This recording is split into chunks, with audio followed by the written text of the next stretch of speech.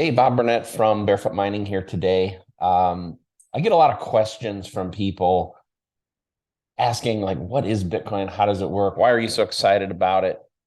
And I find that a lot of new people have been maybe very misled. There's been a lot of disinformation. Maybe they even had somebody who was involved in Bitcoin, who tried to explain it to them and frankly just confused them. So I'm going to try to not do that today. But purpose of today's little video is to try to help people get a grasp on that and see if we can help educate the world a little bit. And whenever you get a problem like this, it's important to always go back to first principles. And for Bitcoin, why does it exist? And that's really the purpose of our little talk today. Bitcoin exists, in my opinion, for two fundamental reasons. The first is a belief that governments have failed in their management of money. And we should no longer entrust that service to them, that right to them, that capability to them. And the second is that we're losing cash. We're losing all the benefits and freedoms that come with cash, and we need to replace those. So at the very basic level, I think everything about Bitcoin can come down to those two things. Why it exists comes down to those two things. Let's dive a little deeper into those two things. So first, should governments manage money? Well, if you study the history of money, what you'll see is that governments aren't very good at it. You can go back 5,000 years to the Sumerians. You can look at what happened in the Roman Empire. And what you have is a continual pattern, even into modern times, of failure. You have corruption and you have mismanagement over and over and over again. Even in modern times, where I think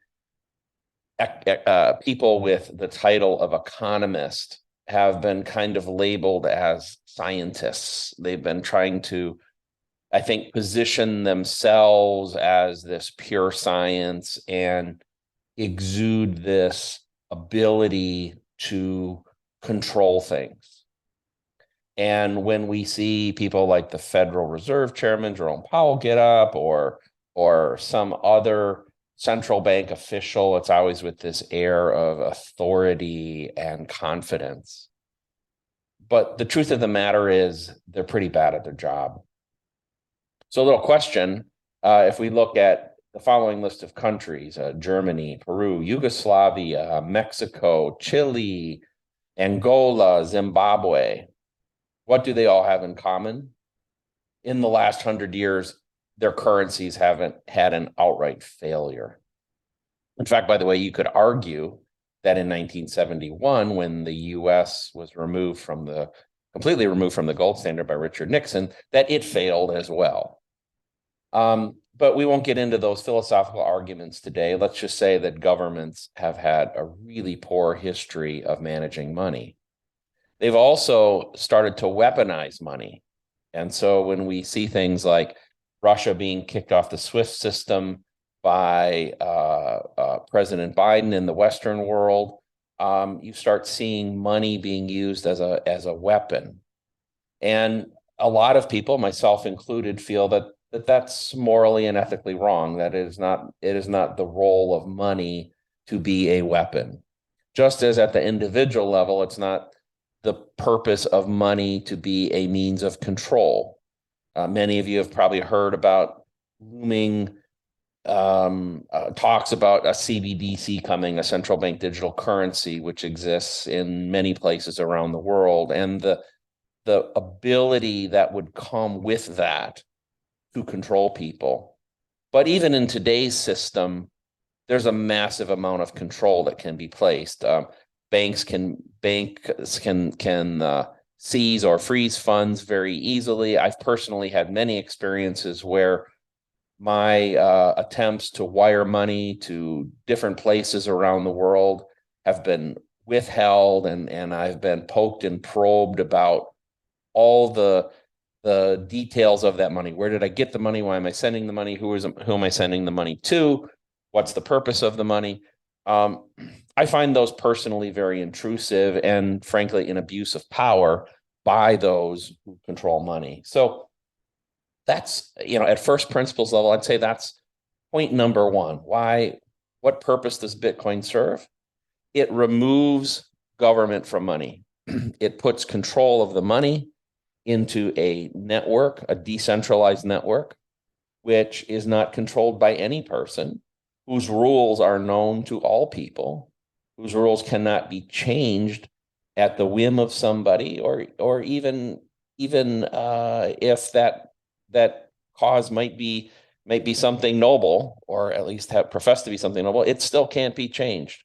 They are what they are, and I think there's a great relief that comes from knowing that those rules can't be changed.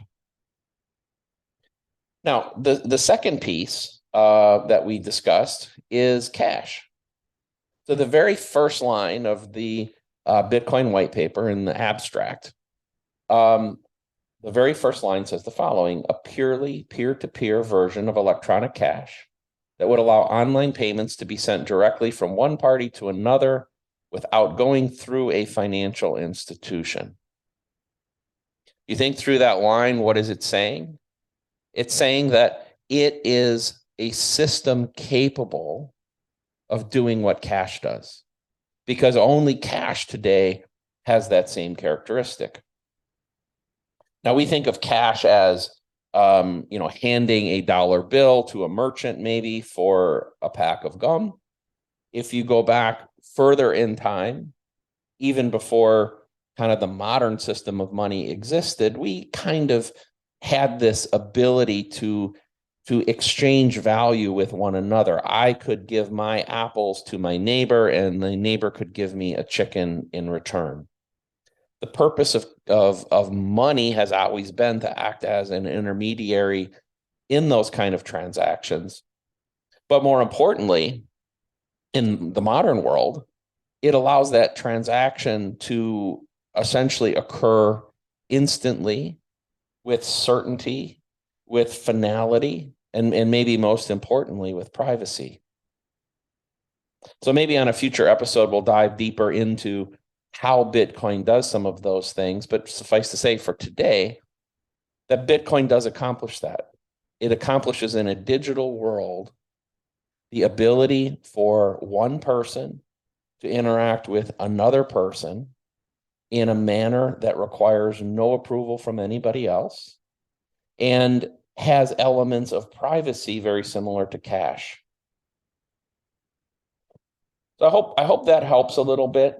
I think going back to first principles, if you're trying to understand what Bitcoin is and what value it might have in the world, or you're trying to explain to somebody else why it exists and why they should share some of your excitement, I think the conversation has to start there.